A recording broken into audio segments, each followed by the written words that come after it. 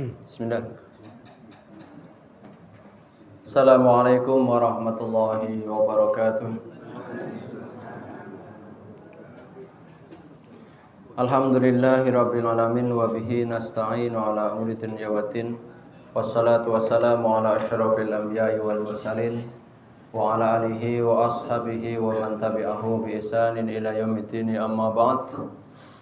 Jamaah pengajian yang dirahmati Allah Subhanahu wa taala, bersyukur kepada Allah Subhanahu wa taala kita masih diberi banyak sekali kenikmatan oleh Allah Subhanahu wa taala kepada kita semua ya.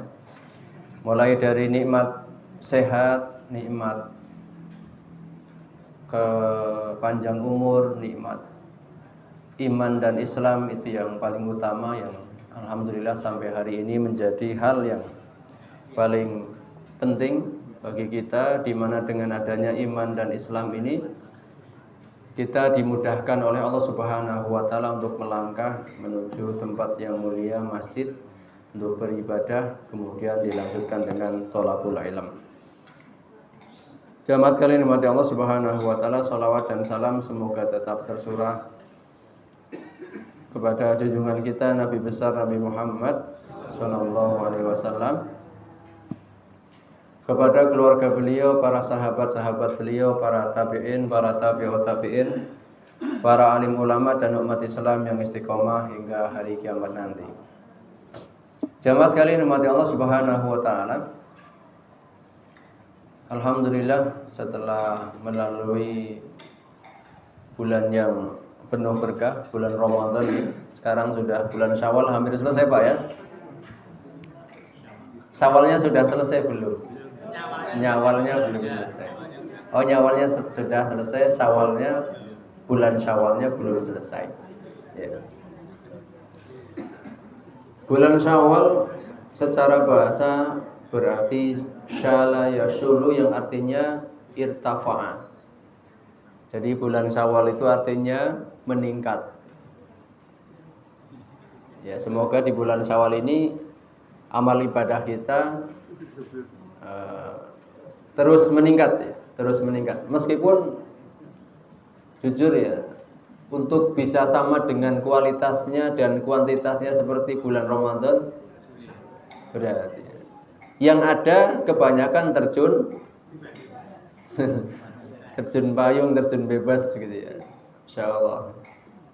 Jamaah sekalian mati Allah Subhanahu wa taala, ya semoga apa yang kita lakukan di bulan Ramadan adalah menjadi amal soleh yang makbul, yang diterima oleh Allah Subhanahu wa taala.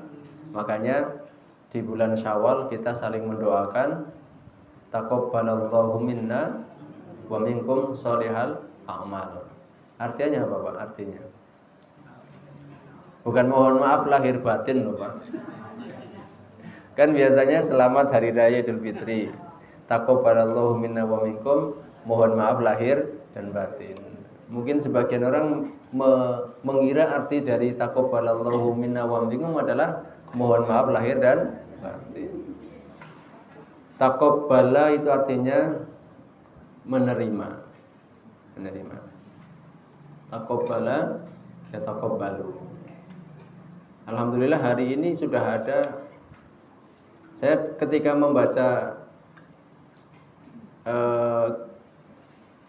kalimat taqabbala ini teringat dengan pelajaran yang namanya, ada pelajaran ulumul Quran, Pak. Di dalam pelajaran ulumul Quran itu di sana dijelaskan tentang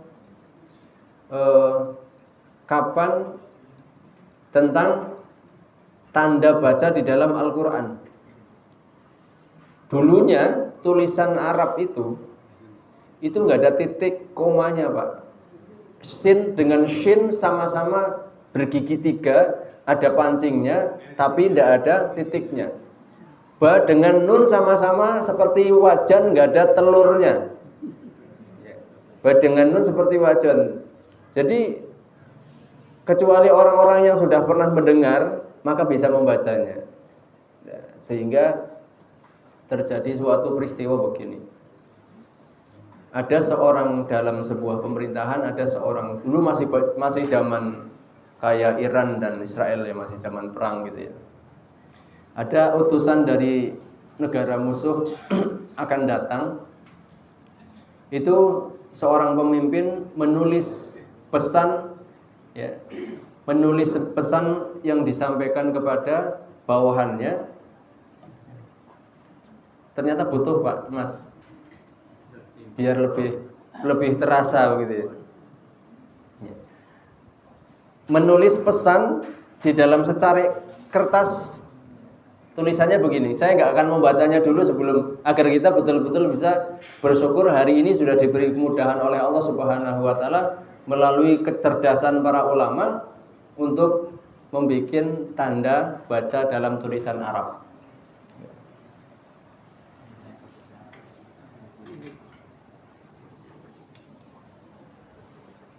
Spidolnya, saya bukan Imam Nawawi ya, yang bisa menulis dengan jarinya tanpa pulpen.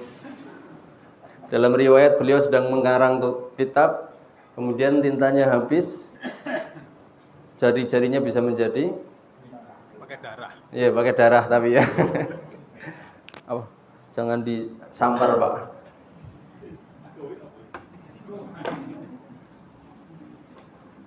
Nah, enggak, tadi enggak ada titiknya. Nah, tulisan dalam surat itu begini. Kira-kira apa bacanya, Pak?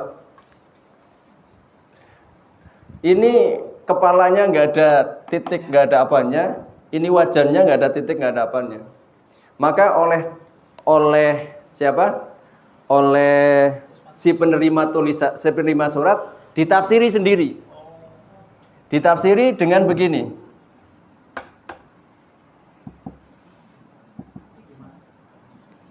Uktul, artinya bunuh dia. Ya, jadi kan ceritanya mau ada utusan dari negara musuh mau datang. Nah, si pemimpin ini memberikan secari kertas ditulis tadi tanpa harokat, tanpa titik. Sebetulnya maksud dari pemimpin itu bukan uktul, bukan bunuhlah dia, tapi ini. Saya tulis di bawahnya.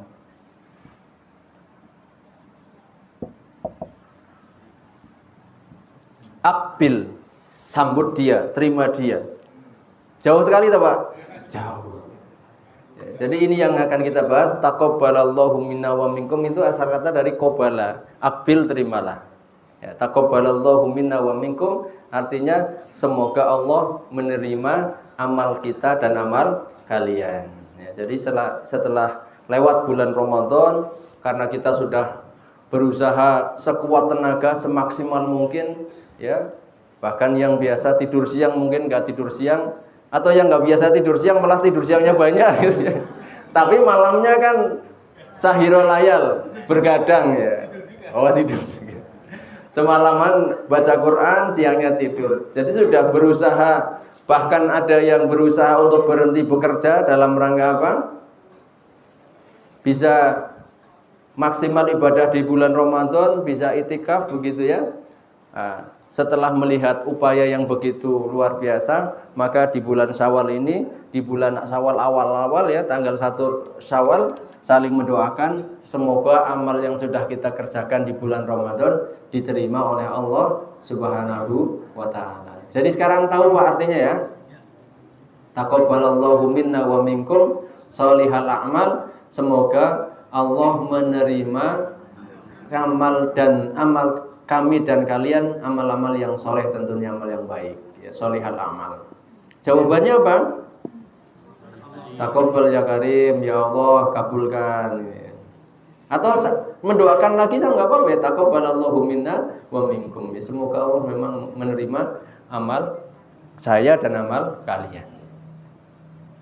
Jamaah sekalian dimati Allah Subhanahu wa taala, kira-kira berapa persen Pak yang diterima amalnya? Halo, nggak boleh pesimis ya. Kira-kira berapa persen Pak yang diterima?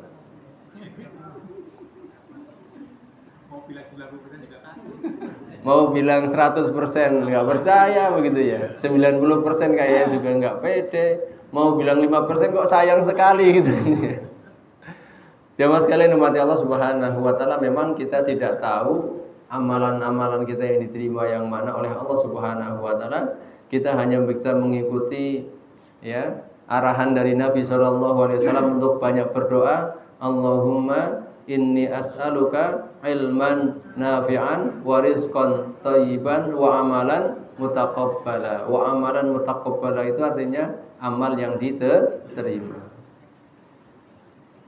Jenengan sudah jauh-jauh ngajak seluruh keluarga besar, intilah bapak, ibu, anak dan saudara, anak barep dan adik-adiknya di bawah semua mau ngelamar.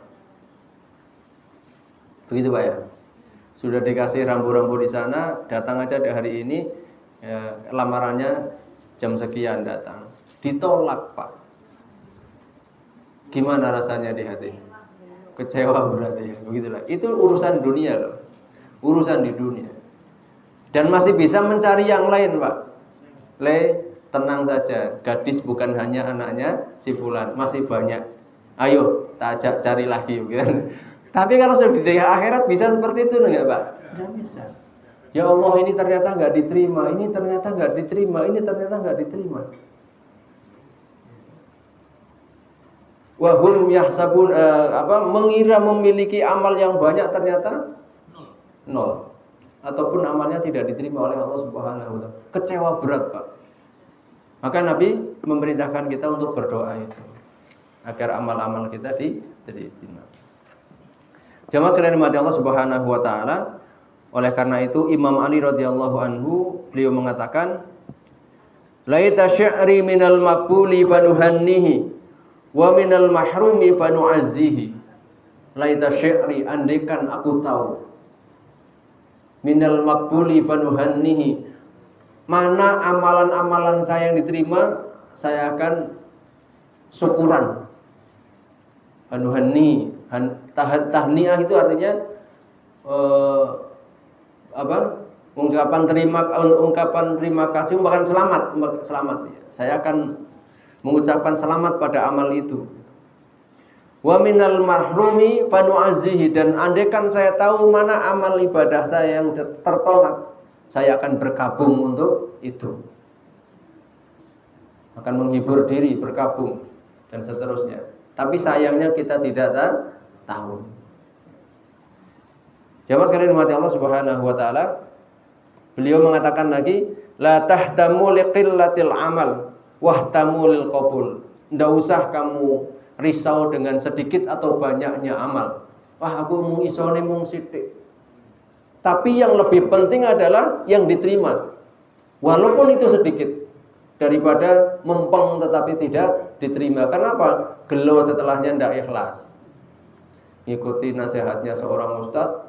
Ustadz, utang saya banyak. Sedekah, punya apa? Sedekahkan. Mobilnya disedekahkan, padahal belum lunas kreditnya.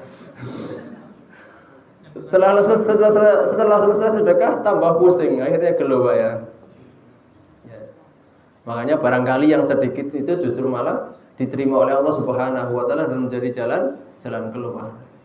Maka kata Imam Ali, la tahtamu liqillatil amal, jangan terlalu risau dengan sedikitnya amal atau sedikit banyaknya amal, tetapi yang harus engkau risaukan adalah apakah diterima atau tidak amal kalian. Kira-kira kalau ketika kita beramal prinsipnya adalah agar amal kita diterima, kita akan mengerjakannya asal-asalan atau dengan serius, Pak? Orang yang ingin tadi ya, mungkin tadi yang lamar ditolak itu karena asal-asalan, Pak. Sudah tahu yang dilamar itu anaknya ustadz, anaknya kiai. Pas lamaran sudah dibilangin sama-sama santri, sudah dibilangin sama si gadisnya, kamu kalau datang nggak usah mengikuti gaya-gaya zaman anak sekarang, udah pakai baju yang sederhana saja, yang penting islami, nggak usah mahal-mahal. Lu malah rambutnya disemir abang, celananya bolong-bolong, baru notok lawang, ini anaknya siapa? Belum ngomong apa-apa udah saya tolak. Mungkin begitu. Kalau orang yang amalnya asal-asalan ya Allah Subhanahu wa taala tidak sudi untuk menerimanya. Maka kalau orang yang betul-betul kata Imam Ali wahtamu lil qabul, orang-orang yang betul-betul memperhatikan agar amalnya diterima, maka dia akan mengerjakannya dengan serius. Kalau sholat yo wudunya sempurna, bajunya yang terbaik, bukan terbaru ya, terbaik. Nggak ada syariat pakai baju terbaik ketika kondangan, Mbak. Nggak ada dalilnya. Tapi ke masjid itu perintah. Ya ayyuhalladzina amanu khudhu zinatakum 'inda kulli masjid. Wahai orang-orang beriman, pakailah pakaian terbagusmu ketika kamu pergi ke masjid. Jangan sarung sudah mentul-mentul kayak per. Insya Allah nggak ada ya di sini ya. Dipakai. Tapi kalau ya perlu dikasih sama takmir ini. Ya artinya yang nggak harus yang baru ya. Sarung pun kalau misalnya sudah lama tetapi dirawat kan ya tetap ya. Jadi apapun itu kalau kita perhatikan akan berterima kasih kepada kita. Barang-barang kita pun begitu Pak. Yang dirawat pun mereka akan awet. Yang diterlantarkan ya cepat rusak. Begitu juga ibadah kita. Kalau diperhatikan maka akan mendatangkan manfaat yang luar biasa. Jamaah sekalian umat Allah Subhanahu wa taala, memang kita tidak tahu apakah amalan kita diterima oleh Allah Subhanahu wa taala atau tidak. Tapi di sini ada seorang ulama, imam masjid sekaligus khatibnya yang namanya Amir bin Muhammad Al-Madari. Amir bin Muhammad Al-Madari, bukan Amar ya, Amir. Amir bin Muhammad Al-Madari, seorang imam dan khatib Masjid Al-Iman di Yaman, daerah Yaman. Beliau menulis alamat qabulit ta'ah, tanda-tanda ketaatan kita diterima oleh Allah Subhanahu wa taala. Kalau tanda-tanda sedikit apa banyak, Pak? Banyak. Tapi ini hanya tanda-tanda loh, bukan menjadi kepastian itu diterima atau tidak. Tapi ini bisa menjadi bahan evaluasi kita. Ya, bisa menjadi bahan evaluasi kita. Oh, jangan-jangan betul amal saya nggak diterima karena saya masih melakukan ini. Maka ini sebagai rambu-rambu agar kita bisa bermuhasabah, karena mumpung masih di dunia masih bisa diperbaiki. Ya, kalau sudah di akhirat nanti ya sudah tidak bisa diperbaiki. Apa itu? Yang pertama adalah ada muruju ila dzanbi pada ta'ah. Apa Pak? Tidak kembali mengerjakan kemaksiatan setelah berhenti untuk mengerjakan ketaatan.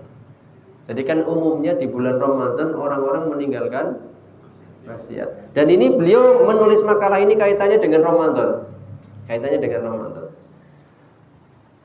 Puasa siang hari, lapar, haus, lemes dan seterusnya. Kemudian dengan hadis Nabi, man lam yada' qaula zur wal amala bihi, falaisa lillahi hajatun fi ayyada ta'amahu wa syarabahu. Siapa yang puasa tapi tidak meninggalkan dusta dan perbuatan dusta, maka Allah tidak menerima puasanya. Kemudian aku wis kesel-kesel poso nek esih goroh eman posoku. Wis tak leren sik Ramadan kok bar Ramadan rapopo. Nah, ini. Ya. Jadi tidak boleh kembali lagi. Kalau sudah berhenti di bulan Ramadan, setelah Ramadan jangan diulangi lagi perbuatan maksiat itu. Ataupun yang lainnya lah mungkin. Ini kan contohnya yang ada hadisnya ya Pak. Kan maksiat bukan hanya berdusta kan. Maksiat-maksiat yang lain yang dikerjakan sebelum Ramadan, kemudian pas Ramadan aku tak leren wong poso-moso ngene. Nah, termasuk meninggalkan sholat dosa apa mboten Pak? Dosa besar. Pas Ramadan, Masya Allah, luar biasa. Jangan sampai selesai Ramadan, selesai sholatnya juga, selesai puasanya juga. Berdasarkan perkataan seorang tabi'in namanya Yahya bin Mu'adz. Beliau berkata, man istaghfara bilisanihi wa qalbuhu 'alal ma'siyati ma'qud. Barang siapa yang di bulan Ramadan beristighfar dengan lisannya atas suatu dosa, wa qalbuhu 'alal ma'siyati ma'qud, sementara hatinya masih terikat dengan sebuah dosa itu, belum ingin meninggalkannya, ya. wa azimahu ayyarji'a ilal ma'siyah ba'da syahri wa ya'ud, dan dia berkeinginan setelah Ramadan ini aku harap nglakoke meneh. Wa ya'ud, dan benar-benar melakukan dosa itu setelah Ramadan selesai. Fasaumu alaihi mardud, maka puasanya selama Ramadan tidak diterima. Ini perkataan beliau. Wa babul qabuli fi wajhil masdud, dan pintu diterimanya amal di depannya untuknya sudah ditutup oleh Allah Subhanahu wa taala. Jadi kalau ada orang di bulan Ramadan berhenti melakukan maksiat, kemudian lah poso ya aku tak leren maksiat ngobar, nek wis rampung poso ora apa-apa, orang ngaruh gas lagi. Nah ini menurut beliau sebagai alamat, sebagai tanda-tanda bahwa barangkali puasanya di bulan Ramadan tidak diterima dan ibadah-ibadah lainnya tidak diterima oleh Allah Subhanahu wa taala. Yang pertama Pak ya. Jadi kalau kita sudah meninggalkan maksiat di bulan Ramadan, istiqomah setelah Ramadan juga tetap istiqomah, tinggalkan maksiat-maksiat yang sudah ditinggalkan selama bulan Ramadan. Bahkan di kampung kami dulu ada Ramadan itu menjadi terapi Pak. Mohon maaf ini ya, menjadi terapi untuk beberapa keluarga yang pengen berhenti merokok. Jadi di antara keluarga kami ada yang sudah dari kecil ngerokok itu kan susah berhenti. Jadi berasa pengen berhenti karena sudah bosan ngerokok dan kurang sehat juga. Nah, salah satu terapinya di Ramadan ini. Salah satu terapinya di bulan Ramadan. Ternyata bisa sebulan. Akhirnya dilanjutkan di Syawal. Alhamdulillah sampai sekarang. Nah, mestinya maksiat juga begitu. Di bulan Ramadan sama, maksiat itu sama, ada candunya. Bukan hanya rokok yang ada candunya. Bukan hanya minuman keras yang ada candunya. Maksiat juga ada candunya. Demikian juga ibadah juga ada candunya.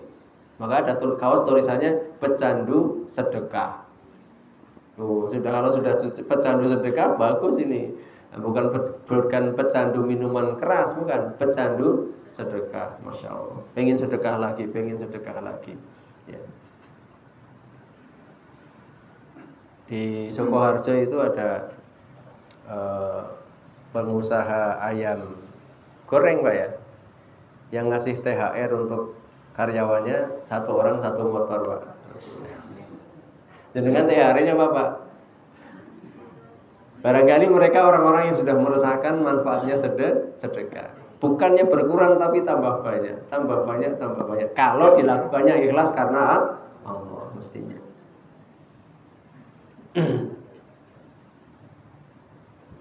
Kemudian yang kedua. Yang pertama tadi apa Pak? Tidak kembali melakukan maksiat setelah meninggalkannya di bulan Ramadan. Setelah maksiat di bulan Ramadan ditinggalkan, jangan diulangi lagi. Yang kedua adalah al-wajal min adami qabulil amal. Khawatir, ada perasaan khawatir di dalam hatinya, amalnya tidak diterima, sehingga dia menjaganya terus. Karena ikhlas dalam beramal itu bukan hanya ketika mengerjakan, tetapi sebelum mengerjakan, ketika mengerjakan, dan setelah mengerjakan. Harus tetap dijaga keikhlasannya. Dan itu berat Pak. Menjaga amal dari sum'ah itu berat. Menjaga amal dari riya itu berat. Dan samar sekali riya itu, kata Rasulullah, digambarkan seperti seekor semut hitam yang merayap di atas batu hitam di tengah kegelapan malam yang gelap gulita. Siapa yang bisa melihatnya Pak? Nek semutnya putih pun nggak kelihatan, semutnya kecil ya. Semut putih di atas batu hitam di malam gelap yang gelap gulita pun nggak kelihatan. Nah ini semutnya ireng, nggak kelihatan. Bahkan batunya aja mungkin nggak kelihatan. Itulah samarnya, sedemikian samarnya riya. Sedemikian samarnya sum'ah. Makanya kalau kita memiliki perasaan ini, nah wong kita juga nggak tahu itu diterima apa enggak, kok ngomong apa diceritakan, kan iya kan ya? Saya nggak tahu itu amalan itu diterima apa tidak. Buat apa diceritakan? Kalau itu diterima saya ceritakan itu jadi sum'ah dan riya, barangkali mengurangi pahalanya. Apalagi kalau itu belum tentu diterima. Harusnya kita jaga agar siapapun tidak mendengar. Cukup antara saya dengan Allah Subhanahu wa Ta'ala yang tahu. Kata seperti syairnya Imam Syari Rasyid, hal laka sirrun indallah, hal laka sirrun indallah, la ya'rifu apakah engkau memiliki amalan rahasia yang engkau kerjakan karena Allah, dan amalan itu tidak diketahui kecuali oleh engkau dan Allah saja. Istrinya aja nggak tahu. Tapi jangan jadi alasan nanti nikah lagi istri nggak tahu loh. Nikah kan ibadah ya. Nikah ibadah ya. Itu kan ibadah. Saya pengen melakukan ibadah yang tidak diketahui oleh siapapun kecuali saya dengan Allah ya. Sampai istrinya nggak tahu. Ternyata Pak nikah lagi gitu. Kalau nikah harus diumumkan. Aulim walau bisyatin, kata Rasulullah kepada Abdurrahman bin Auf yang saat itu baru saja menikah, adakan walimah meskipun hanya dengan memotong seekor kambing. Jadi walimah itu sunnah, mengumumkan pernikahan biar tidak ada fitnah. Jadi yang kedua, khawatir amalnya tidak diterima oleh Allah Subhanahu wa Ta'ala. Demikian dulu yang dirasakan oleh para ulama salaf ya. Oleh para ulama salaf, oleh pendahulu-pendahulu kita, bahwa mereka kalau melakukan amal itu mereka kemudian memohon kepada Allah Subhanahu wa Ta'ala agar amal itu diterima, dijaga dengan betul, dijaga betul-betul, dirawat, tidak riya dan tidak sum'ah, karena khawatir amal itu kemudian sia-sia. Sia-sia. Udah capek-capek nggak dikasih upah gitu kan ya. Itu amal yang sia seperti itu. Sudah capek-capek nggak dapat apa-apa. Kan kecewa Pak. Yang ketiga, at-taufiq ila a'malin sholihatin ba'daha. Diberi taufik, pertolongan oleh Allah Subhanahu wa Ta'ala untuk mengerjakan ketaatan-ketaatan lainnya. Diberi taufik oleh Allah Subhanahu wa Ta'ala untuk mengerjakan ketaatan-ketaatan lainnya. Dimudahkan untuk mengerjakan ketaatan-ketaatan. Ya, maka jaga betul itu ibadah, khususnya yang wajib. Kalau yang wajib sudah dijaga dengan betul, insya Allah mengerjakan yang sunnah mudah. Yang wajib aja tidak dikerjakan, boro-boro yang sunnah akan lebih susah lagi.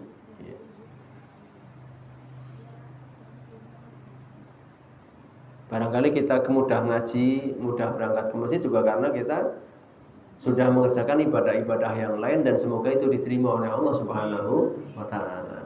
Barangkali kita dimudahkan untuk baca Al-Quran, untuk menghafal Al-Quran, untuk puasa sunnah, untuk sholat-sholat sunnah. Semoga itu adalah buah dari amal ibadah wajib kita yang sudah diterima oleh Allah Subhanahu wa Ta'ala. Ya kalau gini kan kita enggak istilahnya khawatir terus, ngelokro, lemes, kok enggak diterima semua kan. Dengan melihat seperti ini, semoga ada yang diterima oleh Allah Subhanahu wa Ta'ala. Karena harus imbang Pak. Enggak boleh takut, khawatir terus, tapi juga ada semacam harapan bahwa semoga ini diterima oleh Allah Subhanahu wa Ta'ala. Bisa dipahami ya yang ketiga ya. Dimudahkan untuk mengerjakan ketaatan-ketaatan yang lain di bulan Syawal ini ya. Yang keempat, istisgharul amal wa adamul ujub. Merasa baru melakukan sedikit amal, dan tidak ujub, tidak sombong, tidak merasa paling. Ya memang karena apapun yang kita lakukan jamaah sekalian yang dirahmati Allah Subhanahu wa Ta'ala, bila dibandingkan dengan anugerah Allah Subhanahu wa Ta'ala yang sudah diberikan kepada kita, itu belum ada apa-apanya. Ibadah kita yang mempeng serius, ya, mungkin sudah bahasanya berdarah-darah begitu ya.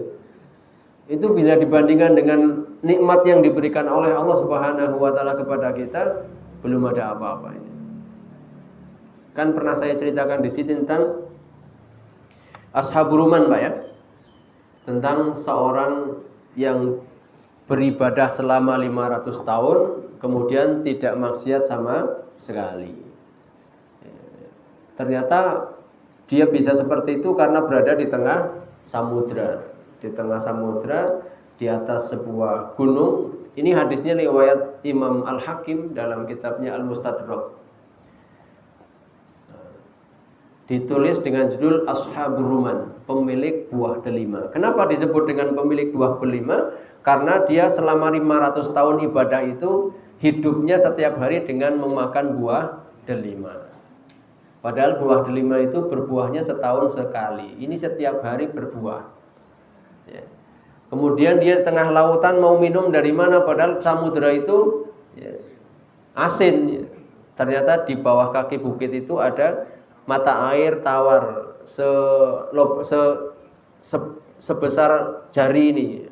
Nah itu air tawar itu mengalir terus, ditampung untuk minum, untuk bersih-bersih ya, di situ. Padahal di tengah samudera yang asin. Bagian atasnya itu di dalam riwayat itu 12 meter kali 12 meter. Kayak sak kampling puncak gunungnya itu hidup asik hidup di situ, Pak. Tapi nggak ketemu siapa-siapa, Pak. Seorang diri. Dalam riwayat perjalanan ke seluruh penjuru arah itu 22.000 kilometer. Wetan ngulon ngalor ngidul itu sejauh 22.000 kilometer di tengah samudera. Nggak tahu tempatnya di mana. Kemudian dia berdoa, ya Allah, wafatkan saya dalam kondisi sujud dan bangkitkan saya dalam kondisi sujud. Jangan jadikan jasad saya habis dimakan tanah. Kata Rasulullah, dikabari oleh malaikat Jibril, kondisinya masih seperti itu sampai nanti hari kiamat. Lah nanti di hari kiamat, orang itu setelah melalui berbagai macam proses di hari kiamat, Allah memerintahkan kepada para malaikat, adkhilil abda al-jannata birahmati, masukkan hambaku ini yang sudah ibadah 500 tahun ke dalam surga karena rahmatku. Dengar si hamba itu, ya Rabbi bal bi'amali, wahai Allah, bukankah saya masuk surga karena saya beramal ibadah 500 tahun? Artinya saya masuk surga karena rahmat, karena amalku. Kata Allah, masukkan hambaku ini ke surga karena rahmatku. Protes lagi sampai 3 kali. Ya sudah, coba timbang nikmat yang sudah diberikan kepada dia. Salah satu nikmat saja, yaitu dua matanya ditimbang di salah satu timbangan. Terus bobot 500 tahun ibadah tanpa maksiat itu ditaruh di satu timbangan. Ternyata masih berat bobot penglihatan 2 mata. Padahal kita banyak sekali nikmat Allah yang ada pada diri kita dan sempurna. Ya, yang minus-minus karena faktor usia. Nek jalan juga sempurna. Kaki kanan melangkah ke depan, tangan kiri ke belakang, enggak seperti robot begini. Gandes dilihat orang enak. Jalan juga sempurna. Kira-kira nikmat kita sudah seberapa banyak dan ibadah kita ya. Makanya bahasa istisgharul amal, merasa baru sedikit mengerjakan amal itu ya memang pantas. Memang kita itu baru sedikit sekali mengerjakan amal bila dibandingkan dengan nikmat Allah Subhanahu wa taala, maka enggak usah ujub. Enggak usah merasa lebih daripada yang lain. Enggak usah merasa paling dan seterusnya. Karena belum apa-apa kalau digunakan dibandingkan dengan nikmat Allah yang telah diberikan kepada kita. Nah, kalau hari ini kita masih memiliki perasaan seperti itu dan hawa nih, perasaannya itu pengen nambah ibadah terus karena merasa baru sedikit ibadah, semoga itu alamat tanda-tanda amal ibadah kita diterima oleh Allah Subhanahu wa taala. Pengajian enggak cukup di as-salam. Dimanapun di masjid ada pengajian, datang. hampir setiap maghrib nggak di rumah. Kenapa? Karena haus akan amal soleh. Semoga ini bukti amal kita diterima Allah Subhanahu wa Ta'ala. Sholat malam nggak cukup witir 3 rakaat, tetapi ya 11 rakaat. Jamaah sekalian dimati Allah Subhanahu wa Ta'ala, sudah ada nggih? Saya kira cukup sampai di sini dulu. Tanda-tanda amal ibadah kita diterima oleh Allah Subhanahu wa Ta'ala sampai pada yang keempat. Semoga nanti bisa kita lanjutkan lagi pada pertemuan-pertemuan berikutnya agar kita berhati-hati menjaga amal ibadah kita, karena amal ibadah yang diterima itulah yang akan menolong kita di hari kiamat meningkatkan derajat kita di surganya Allah Subhanahu wa Ta'ala. Karena masuk surga itu dengan rahmat. Amal ibadah kita itu sebagai penentu tingkatan derajat kita di surganya Allah Subhanahu wa Ta'ala. Karena tadi sudah dijelaskan, tidak ada seorang pun, kata Nabi, tidak ada seorang pun yang masuk surga karena amalnya. Tapi masuk surga itu karena rahmat Allah. Lah amal buat apa? Amal itu nanti buat menjadi positioning kita akan di derajat surga yang mana? Di paling bawahkah atau di paling atas? Jamaah sekalian dimati Allah Subhanahu wa Ta'ala, semoga bermanfaat. Kurang lebihnya mohon maaf. Akhiru dawana alhamdulillahirabbil alamin. Wassalamualaikum warahmatullahi wabarakatuh.